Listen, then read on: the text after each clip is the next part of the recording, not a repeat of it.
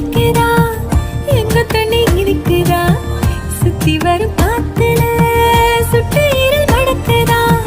முட்டை கோழி துடிக்கவா முறைப்படி சமைக்கவா எலும்புக கடிக்கையில் என்ன கொஞ்சம் நினைக்கவா மஞ்சோறு ருசிக்கவா சமைச்ச கைய கொஞ்சம் ரசிக்கவா முடக்கத்தான் ரசம் வச்சு மடக்கத்தான் பாக்குறேன்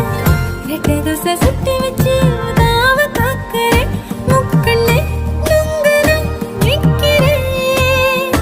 மண்டரி கங்கையை கேட்கிறேன் சர சர சார காத்து வீசும்போது சார பார்த்து பேச